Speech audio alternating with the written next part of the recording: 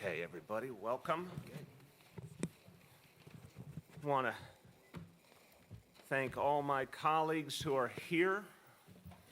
It's an important day for this administration and for this city as we look ahead to the next term. Shirley and I are always humbled by the work we do, and obviously to have an opportunity to serve the people of this city and the mandate that I was honored to receive in the last election. It's time now to start to put the pieces together for the team that will take us forward into the coming years. And I wanted to say something personal at the outset, that when we started on this road back in 2001, when I first ran for city council in my neighborhood in Brooklyn, I remember Shirley and I used to sit at the kitchen table literally and interview prospective team members. And we started with a very small, humble team in that campaign, and then in the city council office. And then I got to build out the team a little bit more when I became chairman of the General Welfare Committee in the city council, and then later going on to be public advocate. So little by little, over now, it's been a long time, 16 years, we have been building up a wonderful universe of really talented, really committed people, some of whom worked with us in the past, and we're very appreciative to. Some of whom have worked with us more recently, some of whom worked with us in the past. I'm looking at one back there, worked with us in the past and then came back and worked with us again. But from our point of view, it's a very familial dynamic. It's been 16 years, and the way this team works is exceedingly collegial and respectful. I have heard many people in this team say that they have never been in a more collegial, collective relationship at work and an atmosphere where people really do work together, really support each other, believe in each other. So as we get ready for another transition, for me, this is a really important reflection on what we've tried to build and what we want to keep building. And we, Shirley and I, put a lot of time and energy into the process of choosing the right people and thinking about both what they will bring to their work and obviously what they will do for the people of this city, but also how they will all work together and create a real team atmosphere. And I look back on the last 4 years with just tremendous appreciation to all the members of this team. They surpassed my expectations for them, achieved in many ways more than I ever could have imagined, and did it with just a great sense of teamwork and mutual respect. And I'm so proud that that's the team we've had, and that's certainly going to be the nature of the team that we will build going forward. Today will be the first step. There'll obviously be other opportunities going forward to give you further updates.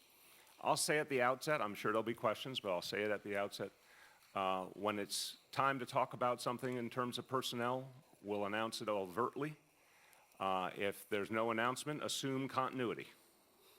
I think that's the simplest way to think about an administration that's going from its first term to a second term. Very different reality than when we started out literally from scratch. Here we have a team that is very well developed with a very deep bench. So assume continuity unless you hear otherwise. But today we're going to talk about this transition. The team over the last 4 years that brought you pre-K for all, that brought you the biggest affordable housing plan in the history of the city, brought you a safer city and better relationship between police and community, and a whole lot of other things.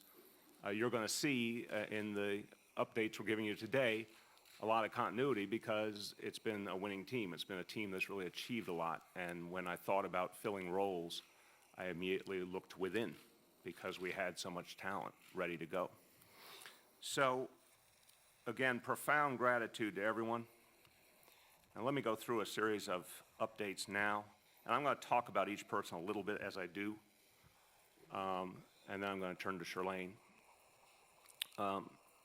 First, I want to say about Tony Shores.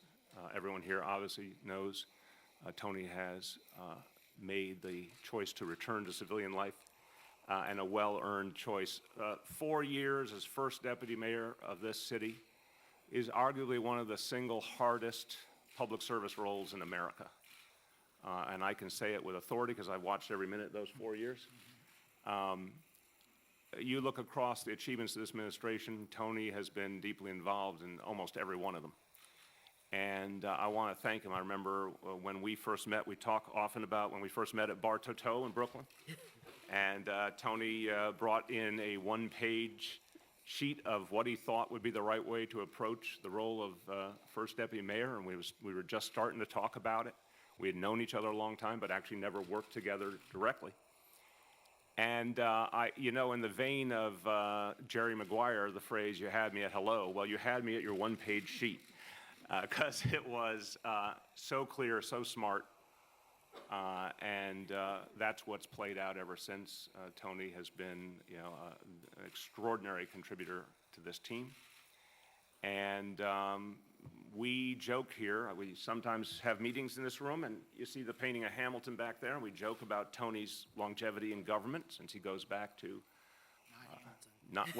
he only goes back to the Koch administration, but we stretched it a little bit and suggested it was longer. But both his intelligence and his substantive capacity and his managerial skill, all that matter, but also a tremendous understanding of this city and how it works and how it should work. And Tony, I just want to say it's been a joy to watch you take all that ability and all that history and actually put it into action over these last 4 years. So I thank you on behalf of the people of this city. Job very well done. And I look forward to continuing many good and important projects together in the future as well. I want to announce that succeeding Tony in the role of first deputy mayor will be Dean Foulahan, known to all. Dean has been in the center of everything this team has done. I've often had the experience when talking to people in government and in communities that whatever the topic was, they had a particular interest in meeting the budget director. And something about that role brings out the best in people. So everything that we've attempted to do was audacious, was difficult, in many cases never done before. It took a lot of thinking and creativity, but it also took a lot of very, very smart, careful planning of what the budgetary ramifications would be and how we would create a budget that stayed true to our values, true to our vision, would move the ball constantly, but also be fiscally responsible. That was a huge undertaking over these last 4 years. Dean has led that effort brilliantly. He also has created an extraordinary team at OMB, and I would argue has transformed the very meaning of OMB. OMB plays a different role in this administration, I think, than it has in any other. And I think that's been very much to the good of all. So, Dean, I've watched with great admiration the changes you've brought there, the way you've led the budget process. And obviously, literally no one knows every agency of the city government better than the person who provides them their funding. So I welcome you, Dean, into the role of first deputy mayor. I'm thrilled to say that two tremendous stars will be continuing as deputy mayors in this team. I want to first talk about Alicia Glenn. She has done absolutely stunning work. When I say in some of the things we've done in this administration, beyond my wildest dreams, I asked things of Alicia that were probably this close to impossible. Alicia has a habit of doing impossible things. I mentioned to some of you over the years, I spoke to a very senior expert in the housing field when we first structured the plan for 200,000 units of affordable housing. This kind and learned individual said, "Bill, that is this close to insane." That was the quote. I want to give Alicia one of the greatest compliments I can give, which is she never wavered, she never showed any fear or any hesitation to take on that kind of mission. She has succeeded at everything I have given her, and we're going to be doing a lot more going forward. And we're going to be doing a whole lot of new and big things going forward. that you'll be hearing about in the near future, and it's a very, very exciting time. So Alicia, just tremendous appreciation for what you have achieved and great joy about what is coming next.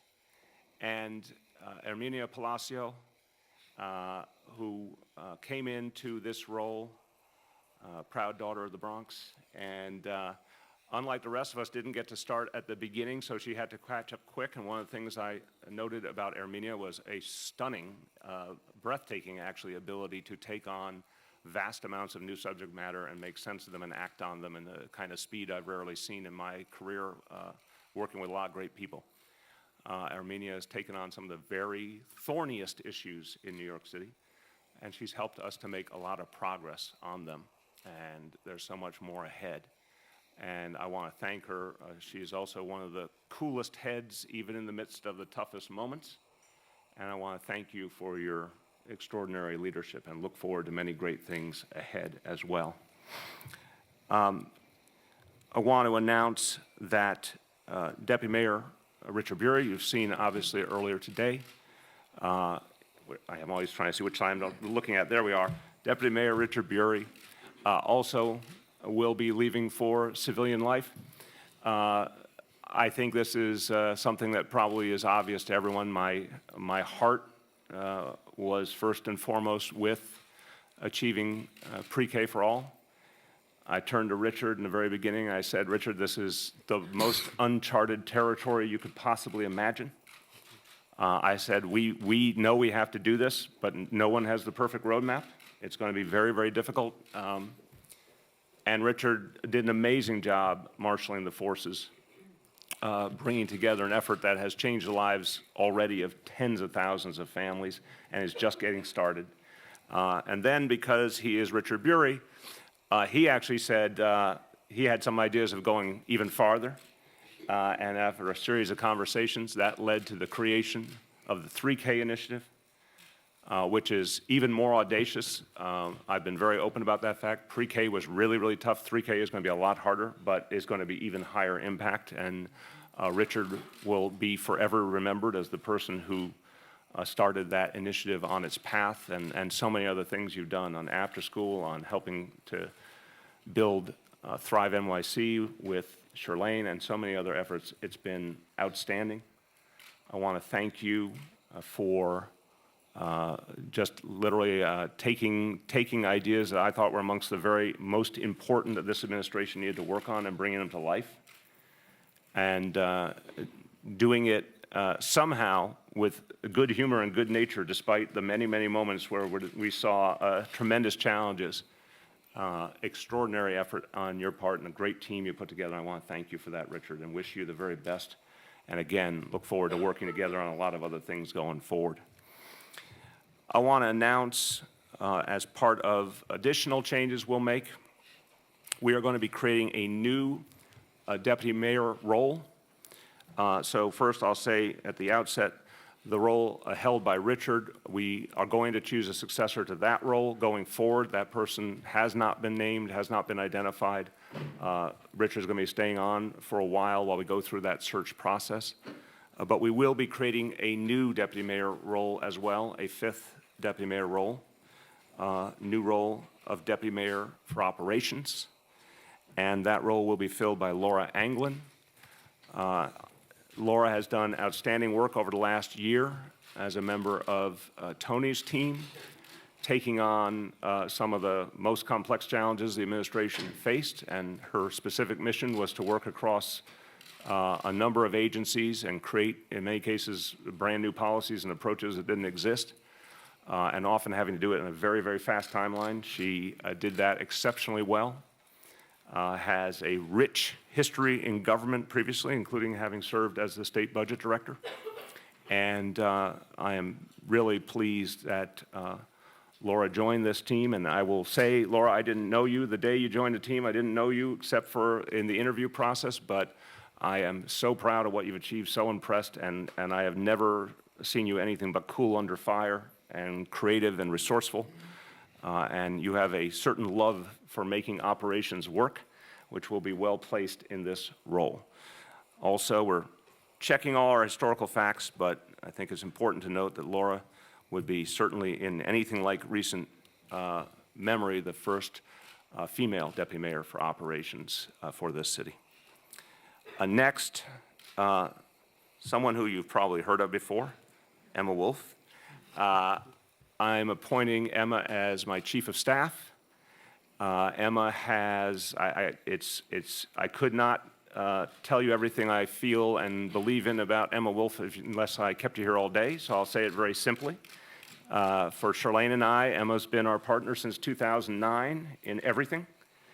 And we all complete each other's sentences and think very deeply alike. I think Emma is widely regarded in this city and the state as one of the best strategic thinkers there is, and also has just the deepest and most wonderful wealth of relationships and understanding of how government works. And in the chief of staff position, I'll be relying on her more than ever to bring together all the pieces of this administration and help them work in harmony. I want to thank you, Emma, for taking on that role, and I want to also acknowledge and thank Kevin O'Brien, who's been my acting chief of staff for the last year. He's done an outstanding job, particularly as we went through a very intense 2017. Kevin will be staying with us in a senior capacity, but wanted to thank him for everything he achieved and want to welcome Emma to this role. And finally, very happy to announce the appointment of a new OMB director. And I'll tell you a little backstory about Melanie Hartzog. We actually first met, where's Melanie? Oh, there you are, I'm getting my left and right. Melanie and I first met in less than ideal circumstances. I was the chair of the General Welfare Committee. She was testifying on behalf of the then administration. But what I noted, even when you're questioning someone and trying to be tough on them, you quickly take their measure. And I noted that Melanie was extraordinarily smart and earnest and was someone who was devoted to her work for the right reasons.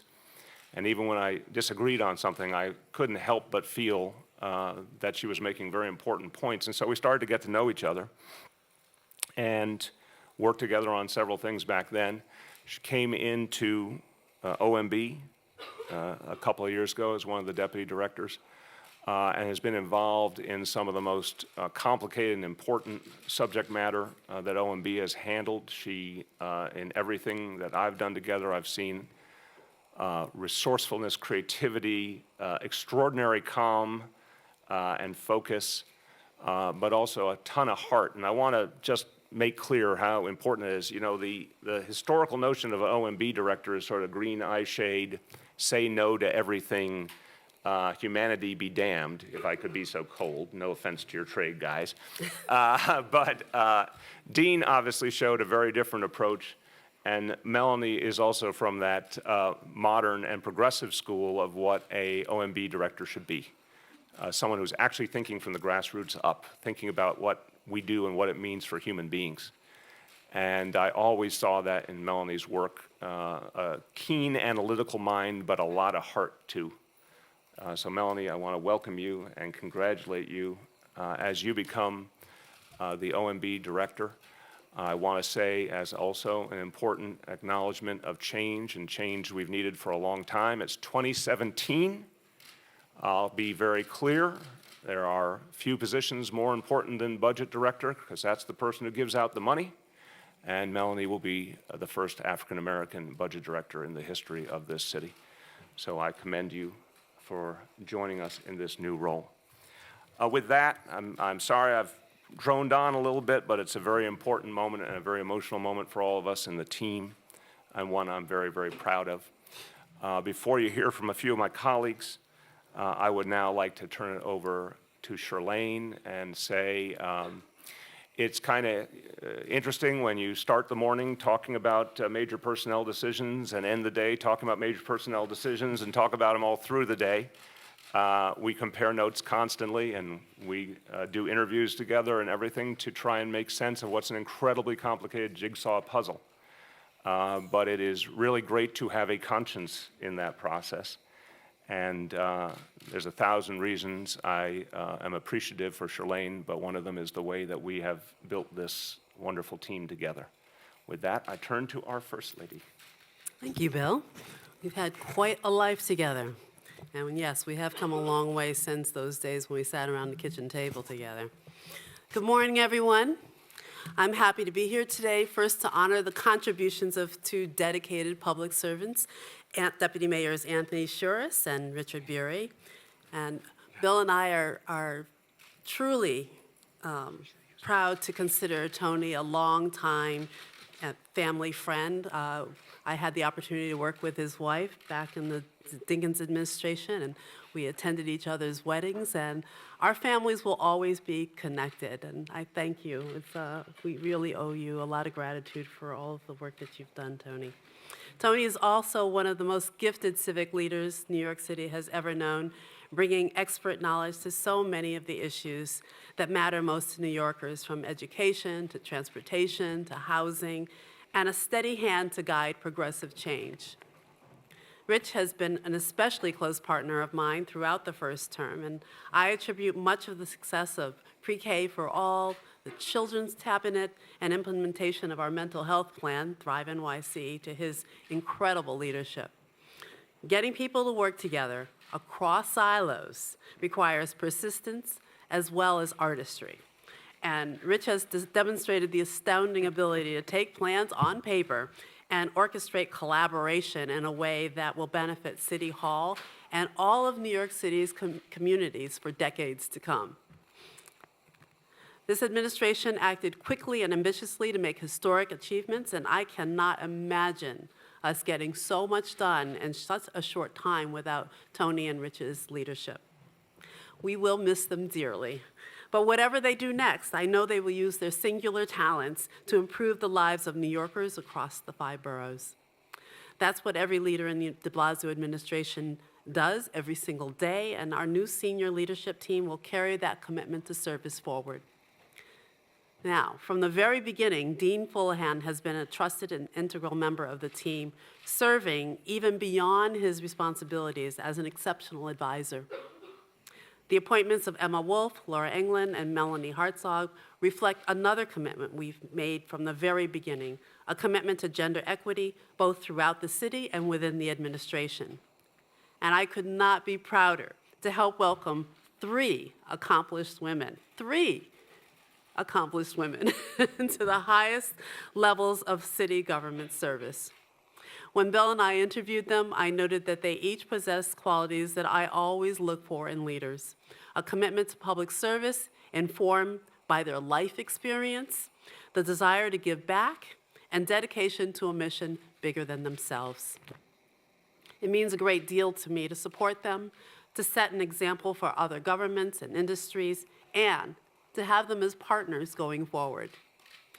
The recent waves of allegations of sexual harassment across the country have unearthed just a small fraction of the pressures and inequities women face in the workplace, and it is more urgent than ever to bring women into leadership positions and to pave a new way forward. So we have a monumental and exciting task ahead, and I look forward to working with this team to build a city where women and girls of all ethnicities have equal access to employment opportunities, and leadership in every industry includes people of color, where men and women work together to reduce intimate partner violence, sex trafficking, sexual assault, and harassment, and where we promote physical and mental wellness and treat everyone with disabilities with respect and dignity. That's the kind of city New Yorkers want, and these are the leaders who will help us build it. Thank you. Thank you. With that, I want you to hear from a few of my colleagues. I want to start with Tony, again, with profound gratitude. I'm going to call you Tony instead of Anthony. I really feel, yeah. Long enough. It's about time. I think I'll, Anthony, come in to dinner. I want to thank you profoundly for what you've achieved for this city. Thank you. Over to you. Thank you. Listen, first, I'm deeply grateful not to have the completely dispiriting podium step to deal with. Very grateful for the table here. We employ Thank people you. of all heights. Thank you. It was bad enough, so thank you for the table. Look, I don't have a lot to say that wasn't in that letter that I sent around, which I'm sure some of you saw. It has been a great run for me, and since our first dinner back at Bartoto, all three of us reminiscing about weddings and everything else. And it's been 4 years of hanging out with some of the smartest, hardest working, and most decent people I know, working with them on everything that matters to me about this city. I walked up those 10 City Hall steps quite a while ago, no, Bill, not with Mayor Van Wyck or even with Mayor LaGuardia, but I did walk up with Ed Koch about 40 years ago. And I've been here on and off for every administration since, and I still actually stop every morning and look around on those steps, and I'm kind of amazed I'm here. I've never worked, though, in all those years, in any place that was so aligned with the values that I have and that we shared from that first conversation. And as Bill said, it's been true. We pinch ourselves constantly about how much we have been able to accomplish over those 4 years because of some of the people sitting up here with us. But it's time for me to move on and give other people a chance. It's time for me to spend a little time chilling out, sleeping without 2 phones and a radio next to my bed. My wife would be very excited about that. Maybe even taking my wife and son on a vacation without 300 emails a day, many of them from him. I'll miss a lot of this. I may even miss some of you. That was beautiful. But but look, one thing I have to say I will not miss is a kind of meanness that has come in the public discourse. Some of these folks I supervise, these 375,000 city workers, are not all saints and heroes, we know, but although actually we have more than our share of them. But I think you can never actually change a place, change an organization without having an understanding, even an affection for the people, the mission, the values of a place. And I've always had that love for the city and for this government. And I only wish sometimes we could put aside the tweets, and the snarks, and celebrate even for a minute the organization that underpins this city and the people who make it run. So I'll be cheering from the sidelines for the cops and the teachers and for the managers and the clericals. I'll be cheering for those agency heads who make these vast organizations run. I'll be cheering for all of you to keep making this a stronger, safer, and fairer place. And I'll be cheering for a government that every day proves that the Trumps and the Bannons of the world are wrong, and that Ed Koch was right when he told us 40 years ago that public service done honestly and competently was the highest calling of all. It has been an honor. Many thanks. Amen, brother. Amen. Well said. Well said. Now I want to turn to Richard Bury again with tremendous appreciation and thanks. And I'm glad on my 5th attempt to recruit you, you said yes. Richard. Thank you so much, Mr. Mayor. Good morning, everyone. It's definitely a bittersweet day. It has really been an honor to serve the greatest city in this world with the greatest public servants in this world. So as the mayor insinuated, and I've told the story before, I did not say yes the first time to this opportunity, and there are a bunch of personal reasons why I said no, but I also will admit that I was daunted by the task that he put ahead of me. But I remember the mayor saying to me that we had the chance to remake the city, to overcome the tale of 2 cities. And for a young man from East New York, Brooklyn, who has gotten to spend a fair amount of time at another New York City, that very much resonated for me. He said that we could do it by building a city that worked for everyone, that made the American dream not just a dream, but a reality. That we could provide pre-kindergarten to every 4-year-old in New York City. That we could ensure that every middle schooler had a safe, fun, enriching place to spend their time after school. That we could build 100 community schools, places where we provided the kind of supports and social services that make sure that poverty and hunger and vision problems and medical problems don't stand in the way of children being able to come to school and ready to learn.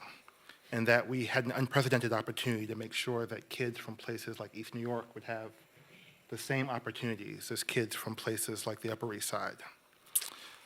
He said he couldn't promise me that we would succeed, but you did promise that I would regret it if we didn't try. And I think you were right. I think we've done not half bad. Not only do we have pre-K for every 4-year-old, but as you said, now we're working on the 3-year-olds. They were adorable. We not only reached our target of 100 community schools, but we've doubled that and more. We provided 20,000 free eyeglasses our first 2 years, another 20,000 probably this year. Dozens of new school-based mental health clinics, immigration services, supports for families in these schools and the places they know and trust. Not only do we have 116,000 middle schoolers in after school right now, but we have had the largest summer youth employment program in our history. We added 11 new beacons, the first time we've added beacon programs in 2 decades. And that's just the tip of the iceberg of some of the amazing things I've been able to work on. So I remember the first day of school in September 2014. I dropped my kids off at their new schools in Brooklyn, and then I met you at the pre-K center in Brooklyn. At that point, we've been working on pre-K for about 6 months, 6 of the most intense month I've ever had. Never before have had a job where I had 9 o'clock evening daily phone calls with my team and some really challenging meetings with the mayor as he pushed us forward. And I got to tell you, to see those kids and those parents laughing, crying, mostly the parents crying, just nothing like it. Never, doesn't get any better than that. So these 4 years have reminded me of an important truth. Government can do amazing things for people. We can do big things for people. But in order to do big, you have to aim big. And wherever I wind up serving next, I promise to take that lesson with me. So I just want to thank some of the folks here, if you indulge me for a second. I want to first of all thank you, Mr. Mayor, for having faith in me on this important task. I hope we've done you proud. I want to thank you, not only for giving me the opportunity to work with you to bring your third baby to life, Thrive NYC, but for those of you who don't know Charlene McCray, I have learned so much about grace and dignity and leadership. It's been a real pleasure to get to know you. To all my colleagues up here, Tony, I don't know we're going on vacation, but looking forward to it. Learned so much from you, and Alicia and Armenia, and everybody in city government. It's just really been an amazing group of people, but I particularly want to thank my team, Alexis Confer, my chief of staff, Dorothy, who is the nicest assistant in city government, Dorothy Cutler, the entire SPI team, some of whom are in the back over there, and all of our colleagues at City Hall, and all the karaoke bars of New York City who have given us inspiration. And I also want to thank all the public service servants, particularly at the agencies who I've had the honor to lead, at DYCD, at Probation, at DFTA, Veteran Services, the Office of MWBE, the Young Men's Initiative, the Children's Cabinet, the Thrive team, the Pre-K team, Moya, People with Disabilities, and finally my family, my parents. My parents came to America from Panama with nothing. And they made a wonderful life for my sisters and I, and they taught me the importance of taking chances for the people that you love. To my kids for keeping me grounded as I was trying to write my remarks, who just weren't really interested in that because one of them had a French project tomorrow and wasn't really interested in me at my laptop. I want to thank them. And especially to my wife, Deborah, who for some reason never says no to me in whatever cockamamie adventure I want to go forward on. It's been an honor and a pleasure. Thank you. Thank you very much, Richard. I think your kids are doing exactly what kids that age are supposed to do. Right? Now, great pleasure to introduce our new leader, and I'm so excited to what he will bring to this team, our new First Deputy Mayor, Dean Foulahan. Thank you, Mr. Mayor. So 4 years ago, the mayor offered me the opportunity of running his Office of Management and Budget and making a difference through the budget process on our policy agenda. A unique way of approaching it, and one I will always treasure, and all the issues that confront this city. I'm very proud that we have produced 4 very successful budgets, achieving many of our goals. We've done it in a financially responsible manner, and I have to say it, we have the highest reserves the city has ever had. In working on these budgets, I was very fortunate, and I will always be thankful that the mayor gave me that unique role to be part of really, and Tony talked about this, to be part of an exceptional, hardworking, thoughtful, and creative staff at OMB, of which Mel is a key component part of. And I'm delighted that she's going to be my successor and continue to be my partner and colleague in this. Now, The mayor is offering me another remarkable opportunity and a challenge to pursue this agenda, to continue to pursue this agenda as first deputy mayor. It's a privilege, and I am deeply grateful. I am confident that working for you, with the exceptional team in this room, and following Tony's guidance, I'm going to sort of insist on that on an ongoing basis, so he can't go too far, that we can continue the success that the mayor and Tony and the First Lady outlined, that we can continue that success and improve upon it. Finally, I do want to take a moment to recognize that for me, public service is a privilege of repaying the opportunities given to my father, my mother's parents who immigrated to this country from Lebanon, and to my wife's family who are immigrants from South Korea.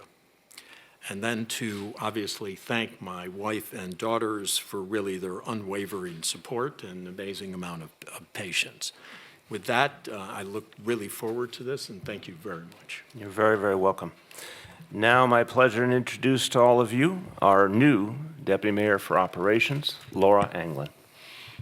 Thank you, Mr. Mayor. I would also like to thank you and the First Lady for appointing me to this new role. I'm honored for this opportunity, and I promise I will not let you down. As the mayor said, I bring to this challenge over 20 years in public service in various different governmental roles. And I've also worked in the not-for-profit sector and have understood some of the challenges leading a not-for-profit organization. And I've interacted in that role with many different levels of government and understand some of the challenges that not-for-profits face. So I think these experiences, hopefully, and I believe, will serve the city well. So Mayor said, although it was only not even a year ago that I joined this administration, you asked me to join your team, it was clear to me in that short time that you and I and everyone here at this table share the same values and the same vision for the future of this great city. Sitting next to Rich talking about education and pre-K and now 3K for all, who would have ever thought that we could have done that? So thank you for that, Rich. Programs like Vision Zero, who I've worked with closely over the last year to make our streets safer, and Thrive NYC, a passionate plan of the First Lady to address mental health and wellness. We talked about this the other night, and I look forward to working with her more on that. So in this new role, I look forward to working with our agencies. We have many of them, and they are amazing, and many of them have amazing leaders. And I want to work with them to ensure that services will continue to be provided seamlessly, efficiently, and also I want to make sure that we enhance the communications not only across agencies and with City Hall, but also with the public, because that's who we serve. So I want to make sure and make that a cornerstone of what I hope to do. I am also excited to be working closely again with my good friend and colleague, Dean Foulahan. Dean and I started working together over 25 years ago. So I think we'll be a good team to make sure the mayor's values and agency operations are aligned. And finally, I would be remiss if I didn't thank my other dear friend, Tony Shores, who, without getting emotional, I have enjoyed every day of the last year working with. And just listening to his remarks, I realized why I enjoyed every day of the last year. You taught me so much about dedicated service and passion and dealing with crisis, and I will carry all those memories and guidance you gave me in the years ahead, so thank you. Thank you very much, Laura. Now I want to authenticate the next speaker because even at the announcement of her new role, she brings a cup of coffee. It's water. Oh, it's water. It's a coffee cup. But usually it's coffee. So. I would ask one of the members of the media to investigate how many times Emma Wolf is without a coffee cup, because it is very, very rare. She is personally keeping Starbucks afloat. But I couldn't be happier to introduce her as my new chief of staff, Emma Wolf. Thank you. Thank you. I wanted to first, obviously, thank the mayor and the First Lady. I was reflecting back last night, and I remember meeting with you both, also at Bartoto, but this was going on nine or 10 years ago. And I remember telling you both at the time that I really wanted to work for public service servants that I deeply believe in. And that's been fulfilled 1,000 times over, and it's been a true honor. I'm so honored to be here with the team you've assembled, both the veterans, and I will not talk much about Tony and Rich because I don't want to get emotional. That would not be a good way of starting off this day for me. But I will truly miss you, and it's been such a tremendous honor. I can't imagine serving for the last few years with a group of public servants who've shown more commitment to the mayor's shared mission, with more smarts, with more grace, integrity, tenacity, and humor certainly came in handy once in a while as well. And all these folks and all of my teammates and colleagues at City Hall and in public service in New York City that I get to work with every day, I hope it'll suffice to say today that I just owe them a debt of gratitude. We're all here to continue the work on behalf of the people of New York City, for our children and our seniors and the most vulnerable and the working families, and for tenants and for homeowners, and all the folks worried about their futures and their children's futures, and all those worried about keeping a roof over their heads or getting their kids to the best schools and the best opportunities possible, or dreading what may come next from the federal government that could upend their lives. And it's our job to reach as many of them as possible and to even the playing field for each and every New Yorker. So I'm thrilled to be here today to take on a new role as Chief of Staff to the Mayor, to help actualize the agenda on behalf of New Yorkers, to drive relentlessly toward product for the people, and to make the Mayor's office the most effective it can possibly be in working towards these goals. This is a great privilege. Thank you, Mayor and First Lady. Thank you very much. Finally, I want you to hear from someone who's about to become very, very popular. Melanie, I can guarantee you, you're about to get thousands of friends you didn't even know you had as our new OMB Director. My pleasure to introduce Melanie Hartzog. Thank you. Thank you, Mayor and First Lady. It continues to be an honor and privilege under your leadership to be in public service and to advance an agenda that ensures all New Yorkers, especially those most disadvantaged, have the opportunity to thrive.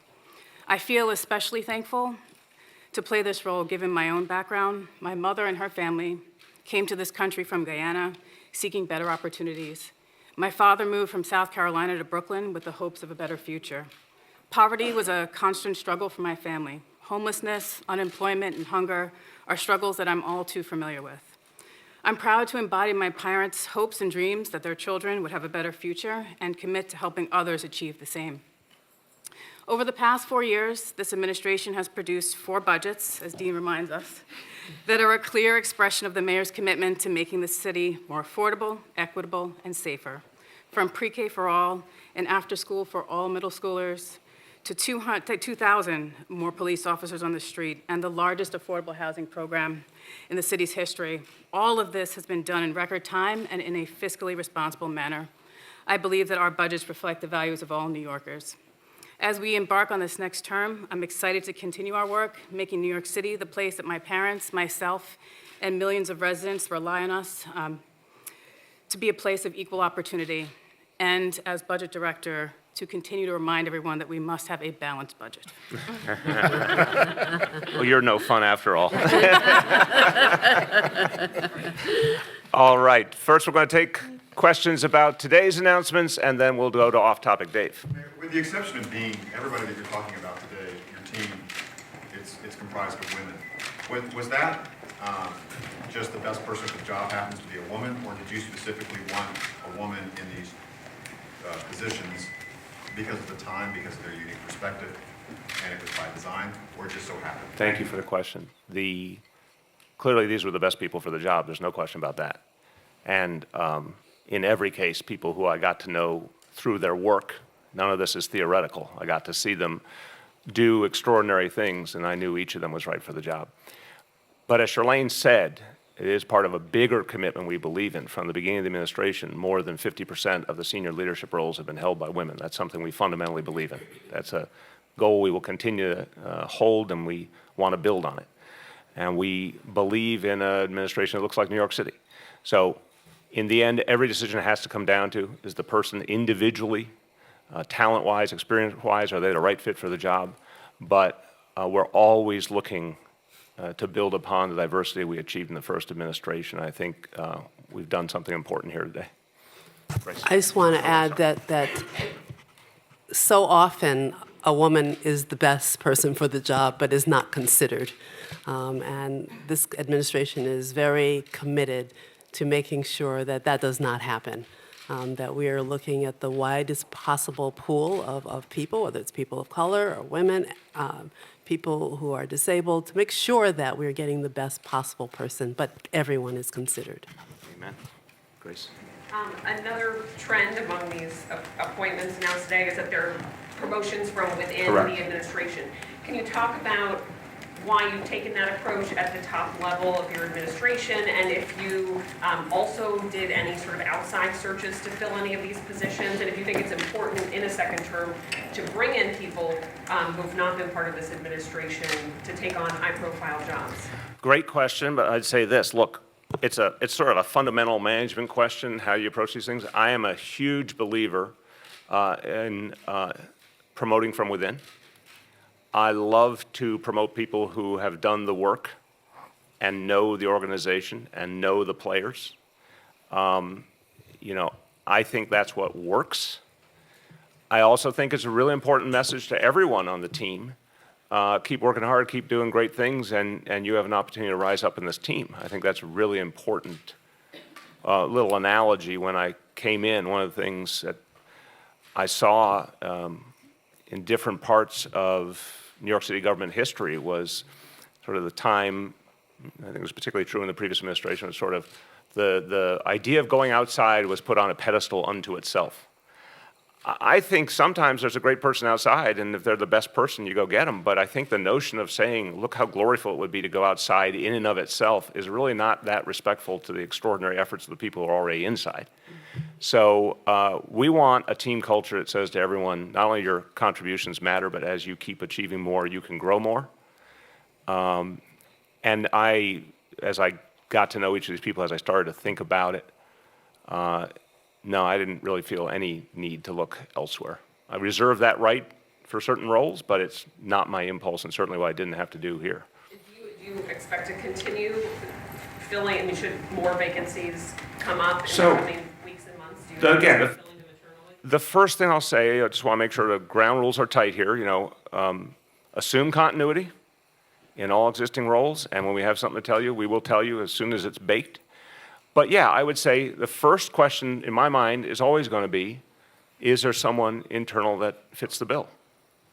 And a lot of times I think there is. I don't think every time there is, but I think a lot of times there is. Yes? Is your chief of staff, is Emma going to continue doing intergovernmental roles, working with Cuomo, or are you expecting to fill that with somebody new? Yes, I think she has a broader job description. I think, no, look, yeah, there's going to be a new intergovernmental director for sure. Yep. I think working with the governor has only been a small part of her existing work. But no, I'm looking to Emma to strengthen the team and to strengthen the coordination in the team, both within City Hall and between City Hall and all the agencies.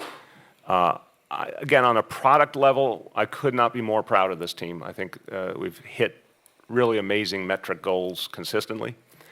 Of course, our goal is to do better and go farther. And I have just tremendous faith in Emma as someone who can help us keep growing, but also, I say this with no fear of contradiction, Emma can be very tough, but I don't know anyone who doesn't like Emma, and I don't know anyone who doesn't respect Emma. It's the nicest thing I ever said about you. Ready, Jim? Okay, yes. New first deputy mayor, creating a deputy mayor for operations, naming a chief of staff, and you haven't had a permanent chief of staff for a year. Does this all come out of an assessment and recognition that you need to change the way you manage city government and there were shortcomings in the way that you were managing? Well, your publication always has an interesting running line on that topic, with all due respect, and I've never quite understood it. And I like to identify media bias when I see it. The way you judge managerial capacity is by product and metrics. So I want to compliment everyone around the table, and I'm honored to have led them, whether it's pre-K for all, or improved test scores, or higher graduation rate, or lower crime, more jobs. Go down the list, the most affordable housing ever created, setting up whole new ideas that didn't exist before, ID NYC, NYC Ferry, go down the list of all sorts of new components we brought in. I couldn't be prouder of this team, and I couldn't be prouder of the way that we've all worked together, and I've had to call the tune. I've had to make sure things were working every single day. I've had the extraordinary good fortune of being able to lean on Tony every step of the way. But in the end, the buck stops here. And as Richard alluded to, a lot of times, it was my job to call everyone in the room and say, we gotta go faster, we need more lift, we need a better product, whatever it might be. So I'm very proud of what we achieved. I would turn the question a different way and say simply, we aim even higher in the second term. We have to produce proportionally more. You know, you will note right before we got to the election that we provided not just a small update on affordable housing, but we said, and I want to thank Alicia because this was wildly audacious on top of her existing audacity, that we were going to go from 200,000 units to 300,000 units. That's an amazing advance. A lot of really smart people didn't think 200,000 units was possible. Alicia's the kind of person that, you know, she literally walked in my office one day after a series of discussions and said, I've looked at, I now believe we can go to this number. And our job is to do better, faster, more. So I think this team will be well suited to do that. Just to follow up, I like to identify media bias when I see it. What bias are you referring to? That your esteemed publication seems to have a hang-up on the question of management and an interpretation problem on the question of management. I'm very proud as a manager of what we've achieved. Judge us by our numbers, judge us by our results. I don't know where you get your little dig you put in every time, but I guarantee you, just look at the numbers and you'll see good management. Go ahead. So, a slight follow-up on that. I'm just wondering if you could talk a little bit about the decision to create this new 5th deputy mayor role and how, you know, was it something that First Deputy Mayor Shores gave some input to? How will it change the nature of the first deputy role versus this new deputy mayor for operations? Well, first I'll say we all are going to work together to refine each of the roles and the specific responsibilities and the alignment of agencies. There's still a lot of details we're going to work through. Charlene and I have always gone by the idea that you choose the people first and then work out a lot of the specific pieces.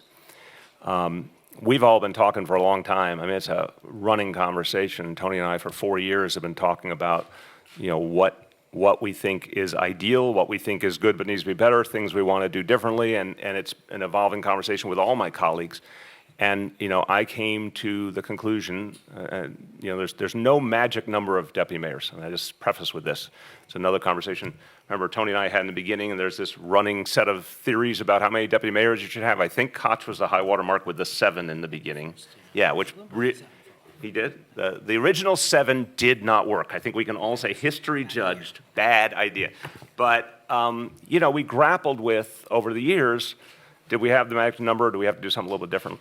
I came to the conclusion this was a good alignment, particularly for the talent we had. And now we're going to refine it further. As I said, there'll be further announcements coming, both about specific elements that each deputy mayor will take on, including, I think, some new and exciting pieces. And there's still one more member of the team we're going to bring in the coming weeks. So I think this is the right alignment for what we need to do now. In terms of policy, obviously there are a lot of folks who are very interested in the 3K program and its evolution. Will the transition with the departure of Deputy Mayor Bury impact the timing of any of that? Is there anything we should be watching there? No, it's, you know, if Thrive is Charlene's third baby, pre-K and 3K are my third baby. We will not let anything slow down. And Richard's put us in a really strong setting or standing, I should say, to continue. And there's a whole great team that will continue on doing that work. Yes? Just to follow up on Richard's question, so do you expect to be doing more, adding more like big initiatives for the need for this 5th deputy mayor position? Or is there a sense that perhaps, you know, I think everybody knows that Tony Shores' position oversees a lot of the city government and the city agency. Was there a sense that maybe it made more sense to spread that out? Can you just give us a sense? We choose the alignment according to both what we feel we've learned along the way and the talent and also the mission ahead. There's no easy, perfect answer. It's like a lot of components that have been thought about for a long time. But I'll tell you this much, yes, you should expect some very big, bold, new elements. You're going to hear more in the coming weeks or next few months leading up to the inauguration in the State of the City of some big additional things we're doing, and each of these folks are going to have different parts of that. So everyone's going to have more to do because we're going to bring the goals up even further in a number of areas. Do you expect to make changes at the commissioner level? It's obviously at a time where people frequently leave. Yeah, I'm not going to do any hypotheticals on that. You know, people are all going to make their own personal decisions. We'll certainly respond to that. But this is the most important piece, getting the senior leadership team aligned and ready. And then we'll have time to give you updates about the other pieces. Okay, on this, Gloria. Just a question for Director Flynn and for Melanie. With the budget season coming up and the budget gap that we might have or will have, do you plan to, are you thinking about any kind of PEG program, or, I guess my question is, how much of Dean's budget style do you hope to carry on? That question switched in midstream. I got a yellow card on that question. That was a. We're going to go with the second part. I don't know if that even gets to two-part question. Those were two contradictory questions. Okay, two-part question. What was the first part? Pegs. Are you looking at anything like a PEG? Not the day for discussing the budget per se, but go ahead. Correct, right. We just put out the November update. We do have a serious gap that we have to address. We obviously are concerned about the federal, everything that happens on a daily basis by the federal government, but, you know, we'll be working through that in the normal process with Mel leading that on the preliminary and then the executive and adoptive budgets. Second part of the question I can't answer. Well, to address that question, I think that I have had the privilege of working for Dean. I absolutely think that under his leadership, as I said before, 4 budgets balanced that also reflect the values of the mayor. And so I absolutely believe that I will continue on in his style. Why not? It has worked for us. Amen. Mr. Mayor, I just want to go back to this question about creating a new deputy mayor position. I'm still, maybe I missed something, but I'm still a little unclear what the assessment was that said this was needed. Around the time of, I believe, the Rivington hearing at the city council, there was a lot of discussion that there's too much on Deputy Mayor Shoris's plate. Is this sort of a residual acknowledgement of that? No, I think that with all due respect to city council hearings, that's not where we get our insights about how to manage. And I was a city council member, there's no diss on anyone there, but this is a running conversation we all have all the time about how we want to set up to get the best work done.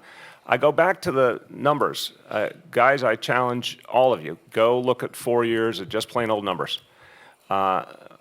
With Tony as our leader, we did more than we could possibly have imagined. And I mean, I would look at just public safety alone, which was one of the areas of greatest focus for Tony.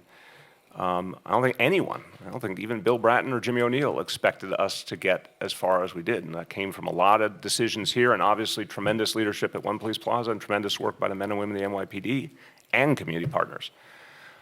But that's an example of a structure that really worked on so many levels. The numbers speak for themselves.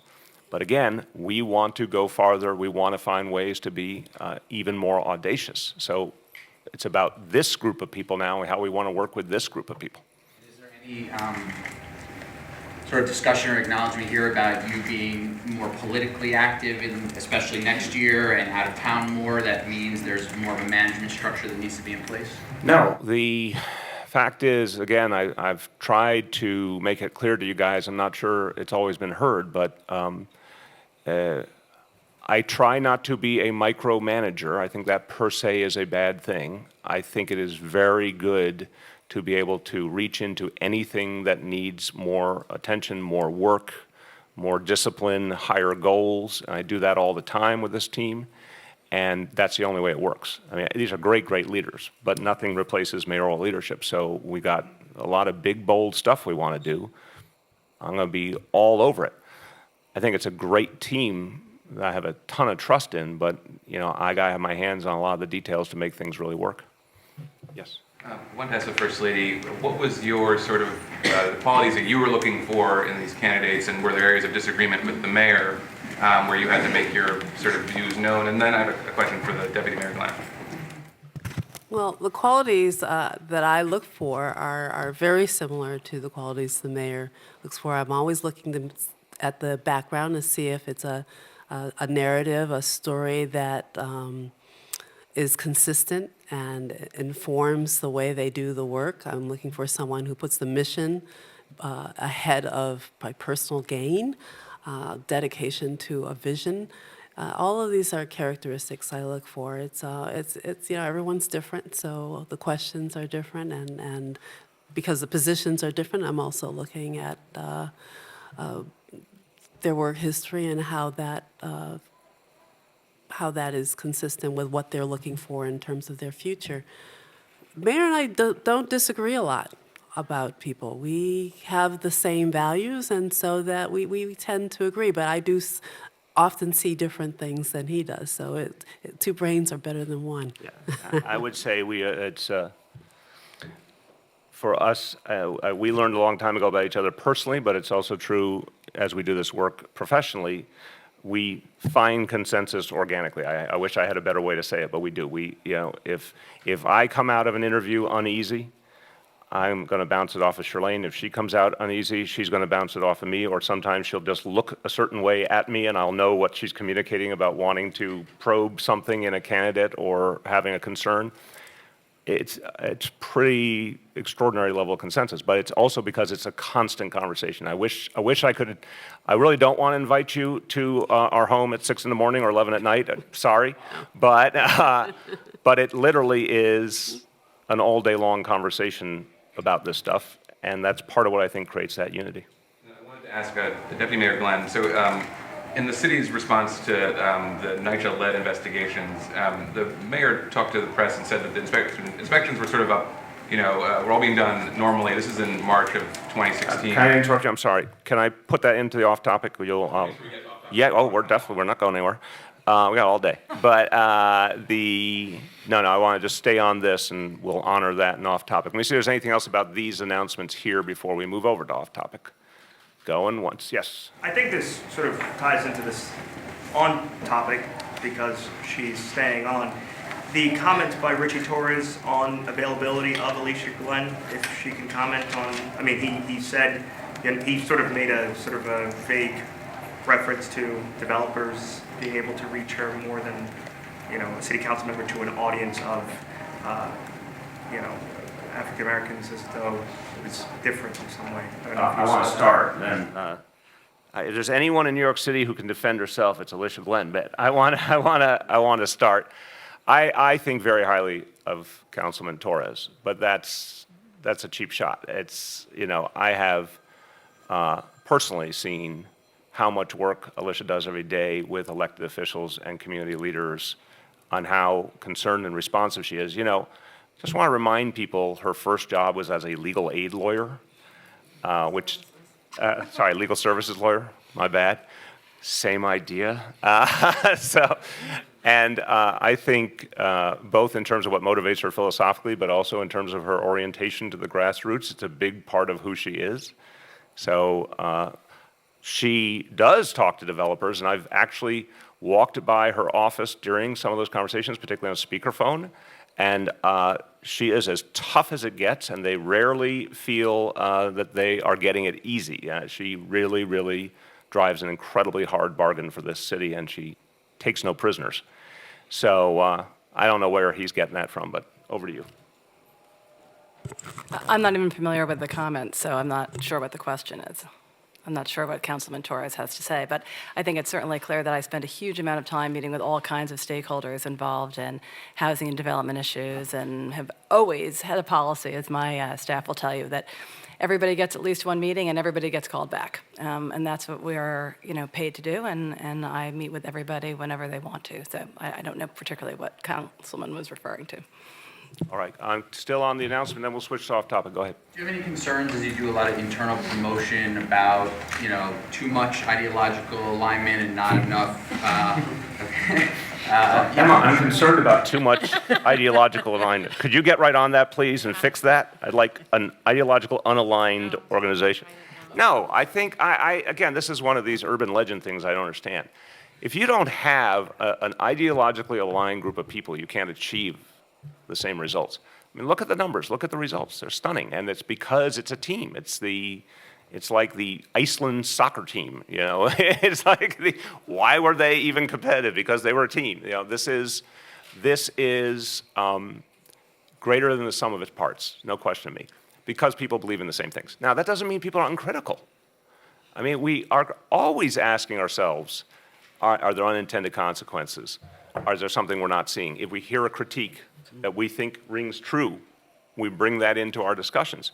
And we have to talk to everyone. One thing I've heard from a lot of people, whether they're community activists or whether they're folks in business or you name it, is that, unlike some other administrations, there has been much more of an open door policy. And we take plenty of heat from people and listen to their perspectives. And sometimes, we come out of a meeting and say, they've got a point. Or we hadn't thought about that. But no, I don't understand why on earth I would want a group that is not aligned and harmonious. That's what I seek. Okay, anything else on these announcements? Yes. As you shuffle things, should we assume that it remains the practice that the first deputy mayor, so going forward, Houlihan, will be the one who gets to be the acting mayor when you are out of town? Yeah, there's a progression, and it will be that Dean will be the first up to bat, and then we'll go from there. But it depends on who's there on any given day. Okay, last call on these announcements. Yes? I just want to make sure, are there any changes to salaries for these positions? We'll get back to you on any of those details. When do they take effect? With the exception of Richard, that we're still fine tuning, and if I were betting today, I think probably February, but we're still working that through. Everything else, we're starting with the assumption of January 1st. Again, we reserve the right to make some modifications depending on what's going on and as everyone's going through the transition, but I think that's the right working model to assume. Okay, let's go to off topic. Let's give David first I up. wanted to ask about, take a little trip back in time to 2016. In March, you made a statement saying essentially the inspections were all up to snuff. The head of NYCHA, Michelle Latoye, finds out, she says that she finds out in April and immediately raised her hand to say that she had a problem. Now, she reports directly to Deputy Mayor Glenn. I'm wondering whether she did report that to you in April, and when you told the mayor says he didn't find out until May. Why didn't you tell him immediately? And are you comfortable with the response that did not inform the NYCHA residents that there actually had been this problem, but rather just said we need to get into your apartment? Again, I'll start and pass to the deputy mayor. I've said clearly, I can't give you the chapter and verse of the day, the hour, the context in which I was updated. The original information I had, everyone thought was right, proved to be wrong. I've said in retrospect, we should have made that clearer, that we were amending what I said previously. But what I care about is it was discovered, it was acted on promptly, HUD was notified, and the actions people took in light of a mistake were the right actions. So. Residents weren't informed about this. The residents were told, now you're putting words in my mouth, the residents, well, I did not say that. I said what I cared about in terms of the question was about me and my dealings with my colleagues. So please don't put words in my mouth. We got the update. There was a quick decision made on what to do about it. HUD was informed, action was taken, and the action was directed right to the residents, which is what mattered most.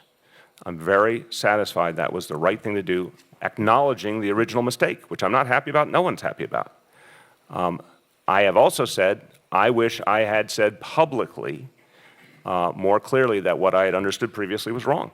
But again, this is I want to be careful to not miss the forest for the trees. What mattered was telling people we were coming to inspect their department and inspecting their department and acting on it. That's what mattered. You want to add?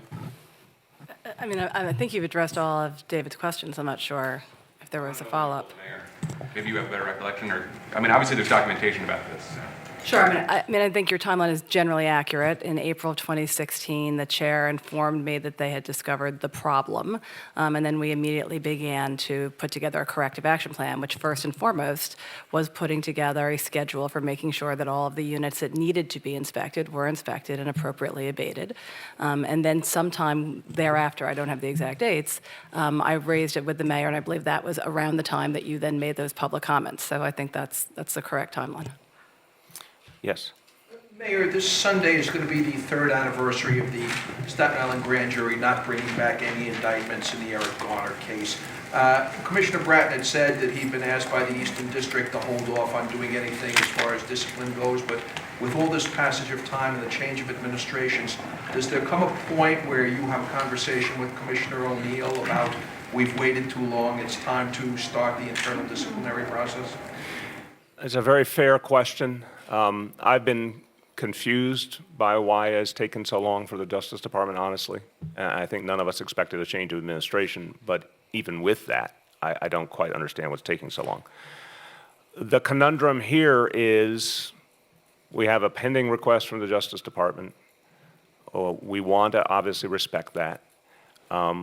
We'd love some clarity from them about timeline, but we still don't have it. So I can't say, you know, how we're going to deal with what comes next. I think we need to hear something more from the Justice Department before we can determine what makes sense to do. Please. Mr. Mayor, the Regional Plan Association came up with a number of proposals dealing with mass transit.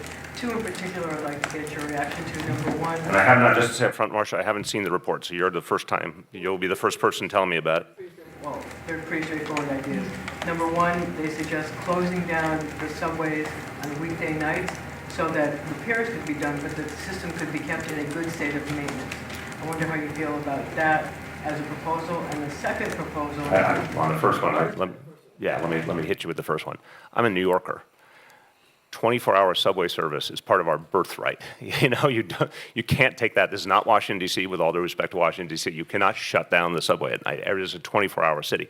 You can, of course, shut down certain lines at certain times for repairs and put bus service in and things like that. But as a blanket idea, no, I don't believe in that. Secondly, they're suggesting that a new agency, believe it or not, be set up. I'm scared already.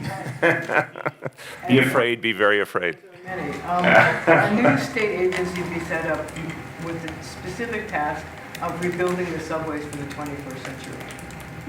So I wonder how you feel about the creation of a new state agency to rebuild the subways for the next generation. Reserving the right to hear the argument, which I have not heard, I would say what we've learned many times in government is, yes, sometimes a new agency helps, but often it doesn't. That would be my basic human assessment. I have seen some examples where it works. I've seen plenty where it doesn't. I think the better question is, how do we fix what we've got with the tools we have right now? And let's just get real. We need a long-term funding mechanism for the MTA. I put the millionaire's tax on the table. I'm so sick of this discussion of is it viable, is it not viable? Someone show me something more viable or more effective or more fair, especially against the backdrop, tragically, of what could be huge tax cuts for the wealthy in Washington. So put up or shut up. That's my message to everyone. But in terms of continuing to make the big changes needed in the MTA, I again refer to Rahm Emanuel. I disagree with him on pizza, but I agree with him on mass transit. He had an op-ed in the Daily News some months ago, and he said Chicago bit the bullet a long time ago and invested in those signals and electrical systems and all the unsexy stuff. Once and for all, we've got to recognize no more lights on bridges, no more display clocks telling you what time the train's coming. These are not the things we need. We need the signal systems fixed. That's where the money should go. So what I'm saying to you is you could do that, in my opinion, with the existing agency you have. But I do want to see the RPA report, and I do want to hear the rationale. I think that the MTA has focused on cosmetic things like the clocks and the lights and things like that that don't actually matter to the speed of the service. And what would you say to them about that? Stop doing that. Mr. Mayor, we've been told that there are 4,200 apartments, back to NYCHA for a moment, where there are children from 0 to 6, and the apartments were built before the lead law in 1968. So that's the universe. Was there any thought in any discussion about informing those residents, specifically informing them that those lead inspections had not taken place as per law, and that they should, and advising them that they may want to get their young children tested for lead immediately?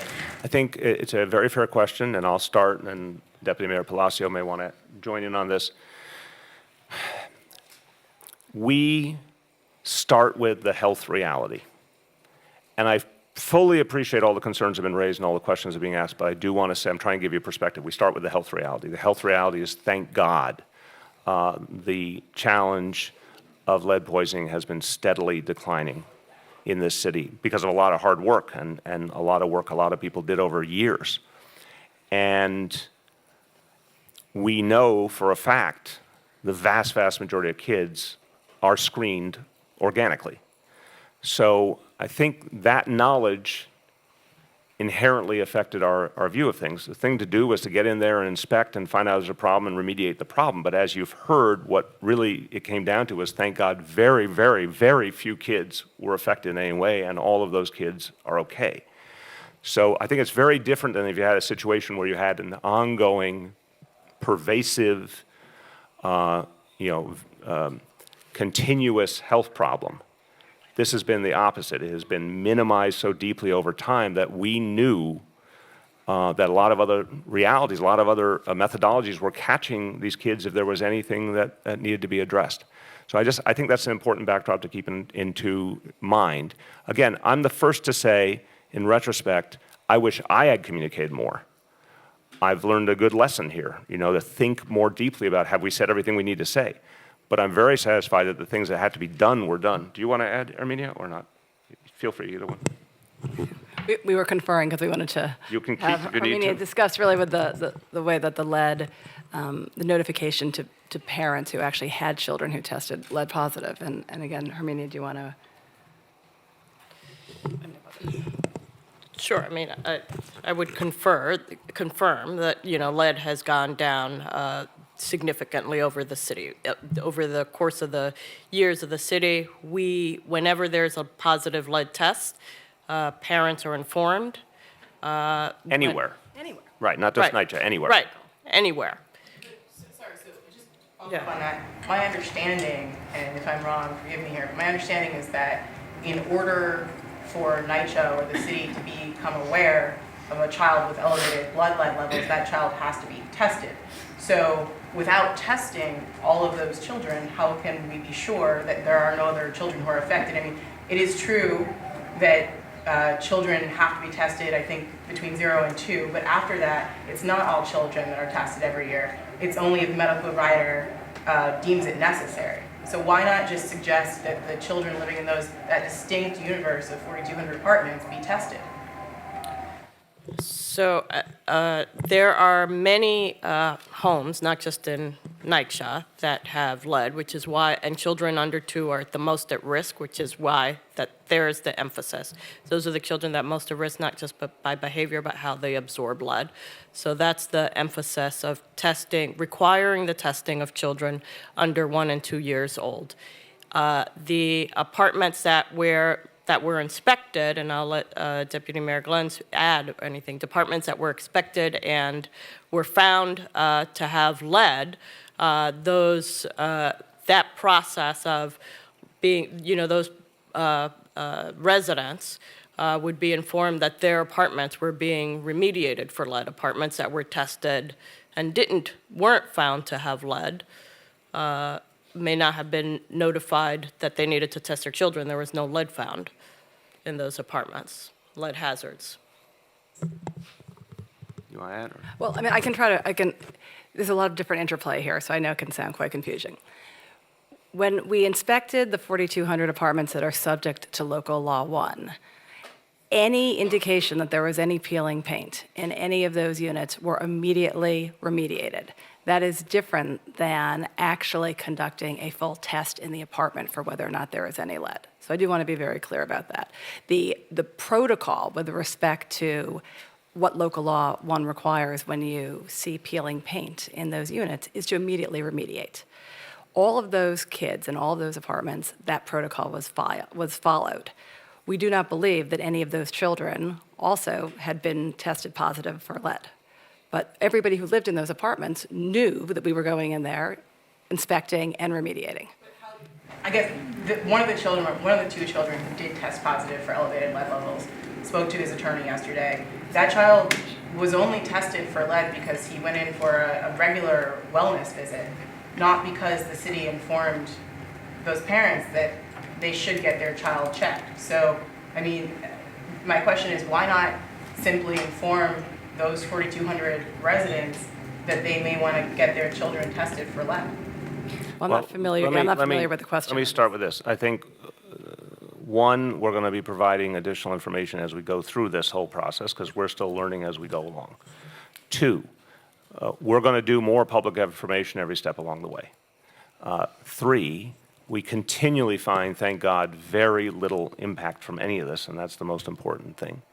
But look, we've gone through all the apartments, inspected, remediated. We're in the middle of doing it a second time. I think for all of us, we want to constantly figure out what else we need to do. I think it's a perfectly fair question. And that's one of the things that we may change our protocol on to make it that much more explicit. We think it's pretty clear, but you could definitely make the argument you're making that we should go even farther, go an extra mile. But so far, thank God, we are not finding the negative outcomes, and we are constantly now in those apartments between inspections and remediations. We're not done here. There's more we're going to do. Mara asked a good chunk of my question, but it's sort of along the same lines. What is your response, Mr. Mayor, to a Brooklyn mother, the mother of this 4-year-old child that Mara, I believe, was mentioning, Kyanne Dickerson, who's now the plaintiff in a class action federal lawsuit against you, your housing chair in the city? She claims that her son was severely lead poisoned in an uninspected NYCHA apartment in Red Hook houses, calling into question your assertion that children were not seriously medically harmed. She says her child... I'm not going to speak to a lawsuit, obviously. I think we've established, all of us, that our first concern is for children. We understand here this situation was not handled the way it should have been handled. I've said that many times. I also want to be abundantly clear. We received a handoff from the previous administration, and it was a bad handoff. Had things been working properly, we would have continued them. Obviously, some people also in our chain of command did the wrong thing. But I'm not going to speak to an allegation in a lawsuit. We're only going to deal with the facts as we know.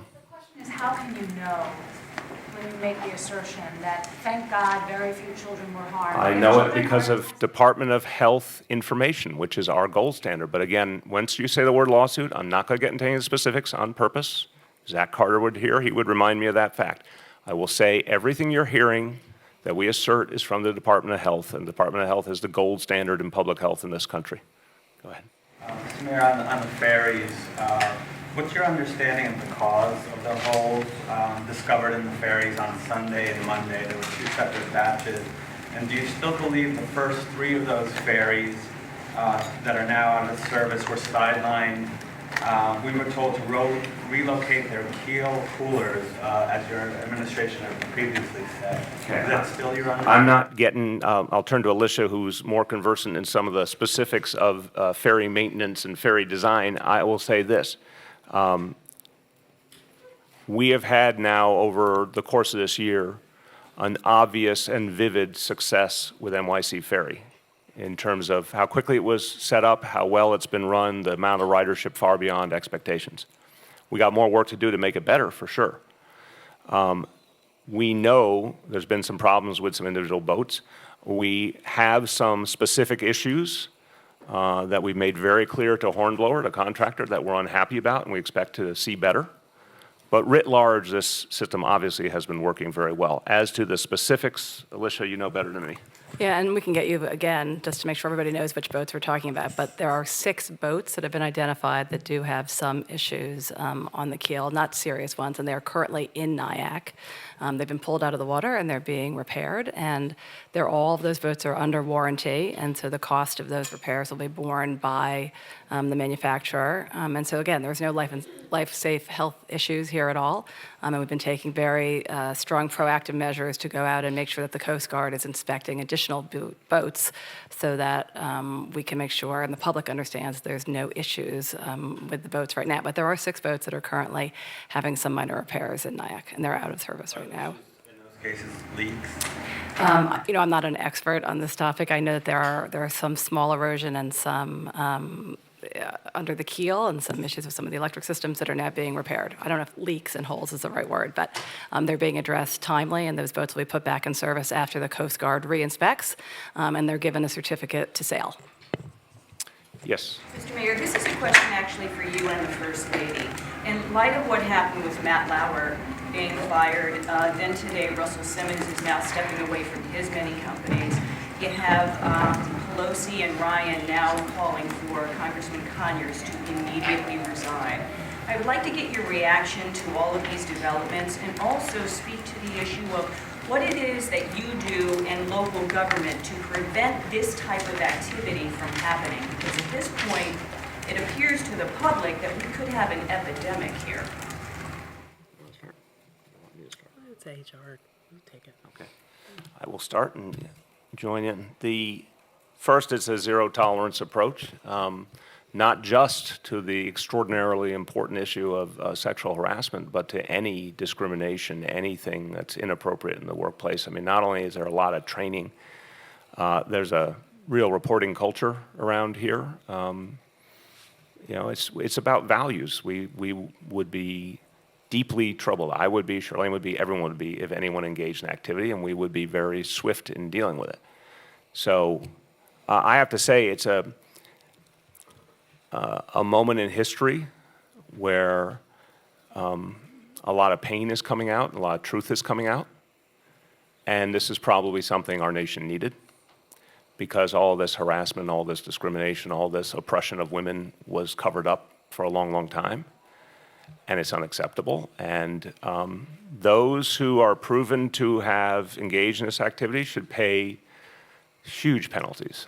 I think it's very important that people see seemingly illustrious individuals like Charlie Rose, just instantaneously taken out of commission, because I think it sends a powerful message to men to don't even think about it unless you want to destroy your family and your career and your reputation.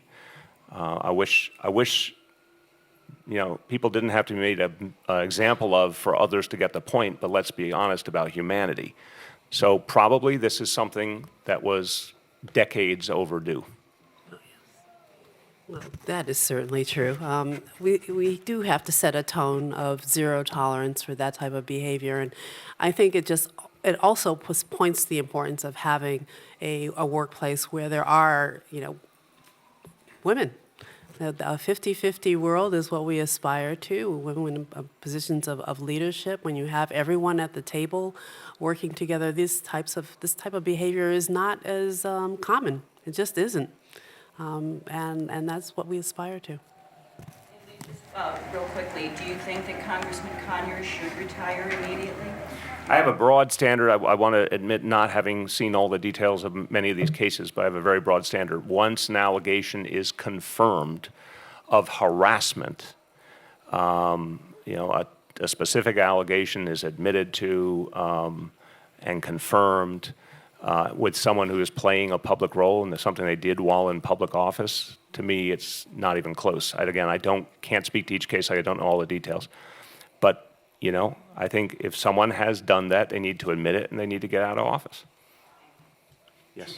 Mayor, just on the lead issue again, you said that the Department of Health is the gold standard for this subject, but the Department of Health over 7 years found lead paint in 63 NYCHA apartments. NYCHA went and did its own lab test and claimed only 17 tested positive for lead, and only those apartments were abated.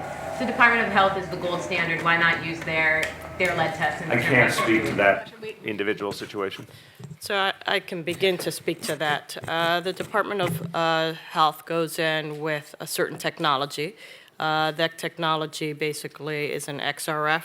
It can read lead, but there are some samples that if it's, for example, paint on a doorknob, might give a false positive reading. Any landlord in New York City, not just NYCHA, any landlord has the authority to request a third-party lab test of a chip of paint where the paint actually gets set and is screened with is tested with a different methodology, and that's the authority that NYCHA has exercised in those cases. It's not a question of not taking the Department of Health results, it's really sending it to a third party for confirmatory testing that goes above and beyond the testing that the Department of Health does with its technology in the apartments. What if a child in one of those apartments that has a positive DOH test, it later has a high level of lead, but didn't tip off the NYCHA test? So we want to make sure that we're not conflating two things, right? There's local law 1, which is about independent inspections of apartments.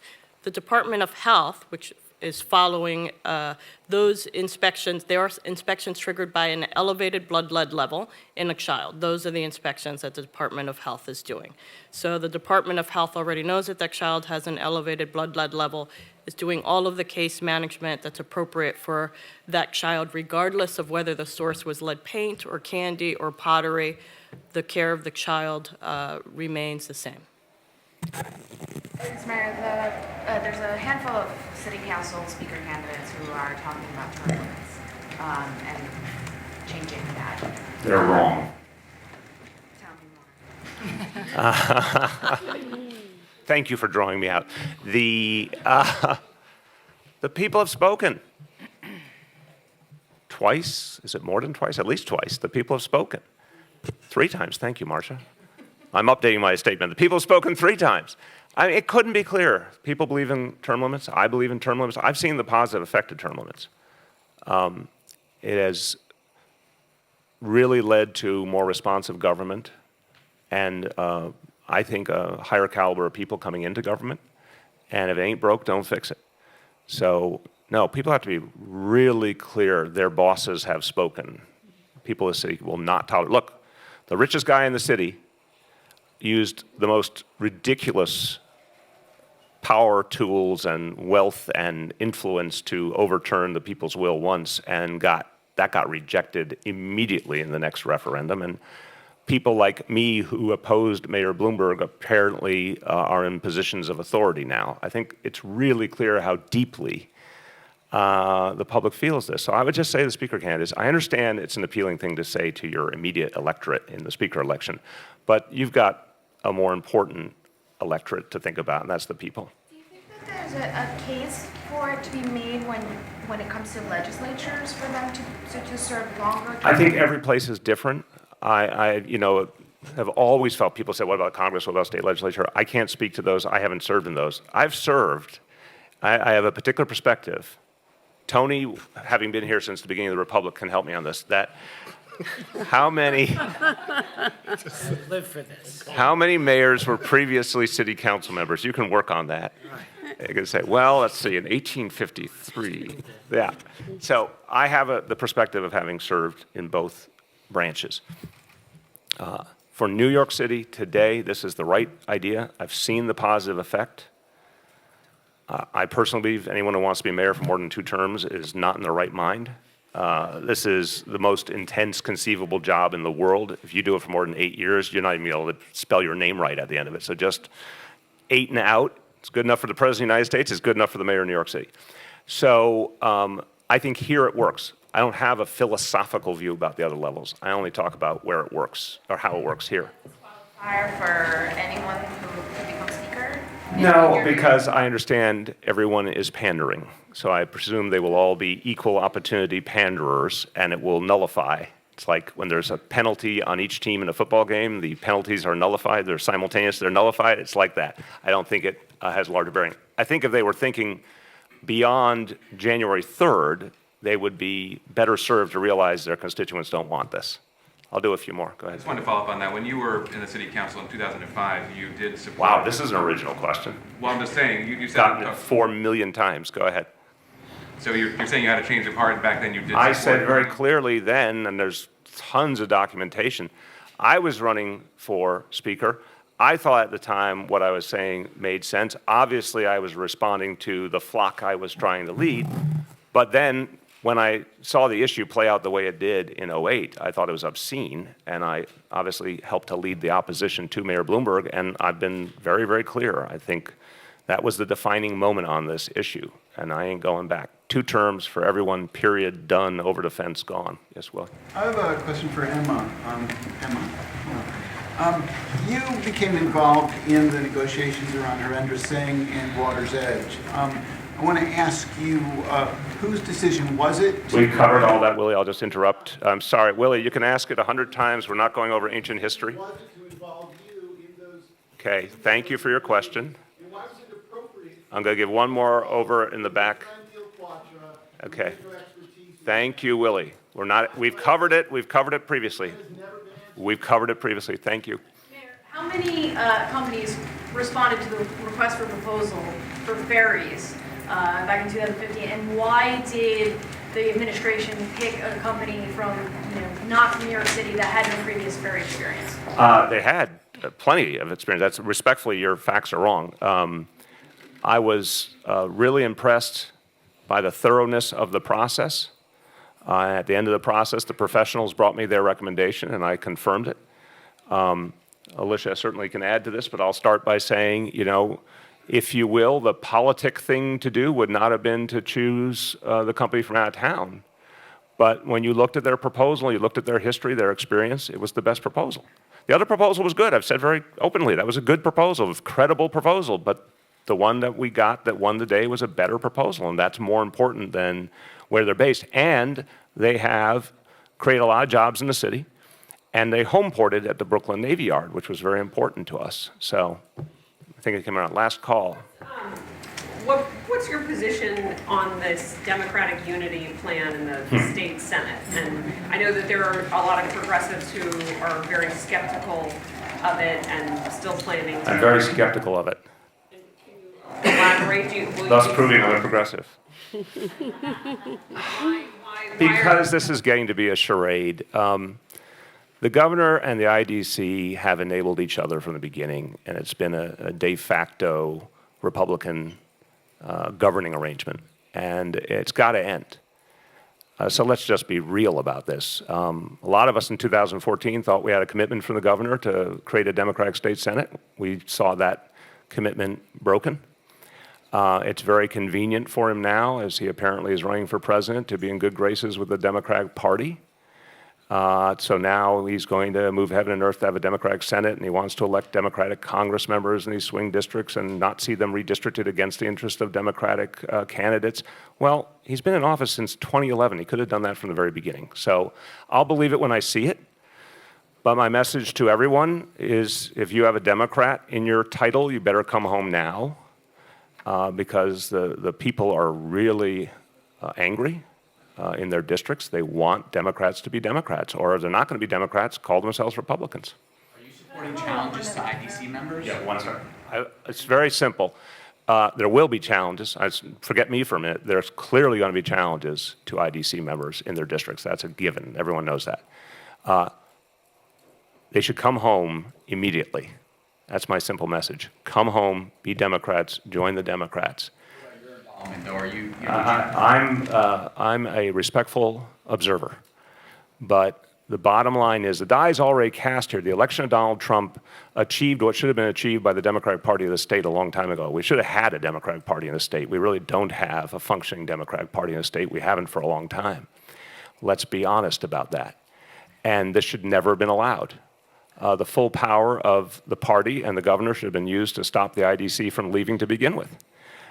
So I'm a person who believes in redemption. If everyone comes home quickly and forms a Democratic majority and acts as Democrats and never goes back, let's move forward together. And I can work with them and I can work with Jeff Klein. But there's no more hesitating. We're about to go, well, we're officially in that election year, practically speaking. The people won't take it. Democrats will not accept anything short of Democrats coming home immediately. Yes? How do you feel about the fact that this whole plan is geared to take effect after the budget negotiations so that the governor can negotiate with the same people he's been negotiating with for the last several years? Fool me once, shame on you. Fool me twice, shame on me. We won't be fooled again. That's what I say to that. I mean, come on. We're not all born yesterday. So if you want to be a Democrat right now. I think that's my good final word. Thank you, everyone. Good, okay.